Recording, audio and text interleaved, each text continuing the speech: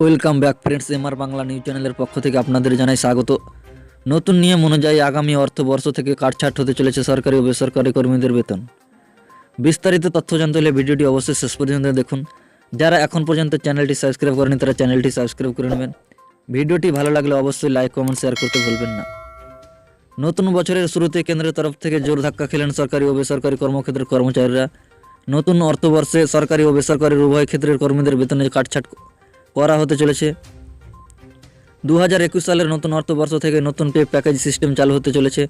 2021 সালের নতুন অর্থবছরে যে কোড অফ ওয়েজেস চালু হতে চলেছে তার দরুন এই নতুন সিস্টেম কার্যকর হচ্ছে। কেন্দ্রীয় সূত্রের খবর, কোড অফ ওয়েজেসের নিয়ম অনুসারে 2021 সালের এপ্রিল মাস থেকে সরকারি ও বেসরকারি কর্মী প্রতিষ্ঠানের কর্মচারীদের বেসিক অ্যালাওয়েন্স তথা ভাতা বেতনের 50% বেশি হতে পারবে না। অর্থাৎ মাসিক বেতনের তুলনায় ভাতা বেশি হতে পারবে না। বেসিক স্যালারি 50% হতেই হবে। এখন কর্মীদের বেতন থেকে যেহেতু প্রভিডেন্ট ফান্ড, গ্র্যাজুইটি সহ অন্যান্য ভাতার টাকা কাটা হয়, তাই স্বাভাবিকভাবে তাদের সঞ্চিত তহবিলে এর প্রভাব পড়তে চলেছে। বেসিক স্যালারি বাড়ানো হলে স্বাভাবিকভাবে প্রভিডেন্ট ফান্ড এবং গ্র্যাজুইটি থেকে টাকা কাটবে সংস্থা। কোড অফ ওয়েজেস 2019 অনুসারে এই নতুন ব্যবস্থা চালু হতে চলেছে। এ সংক্রান্ত 3টি বিল ইতিমধ্যে সংসদে পাস হয়ে গিয়েছে।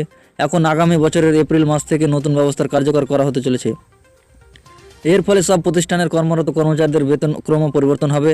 উল্লেখ্য, বর্তমান পরিস্থিতিতে বিভিন্ন বেসরকারি কর্মপ্রতিষ্ঠানগুলি মাসিক বেতনের থেকে ভাতার উপর বেশি গুরুত্ব দেয়, যার ফলে বেতনের টাকা থেকে কেটে নিয়ে ভাতার পরিমাণ বাড়ায়। এই পদ্ধতিতে এবার আমূল বদলে যেতে চলেছে। কর্মী প্রতি কোম্পানি কষ্ট বাড়ছে।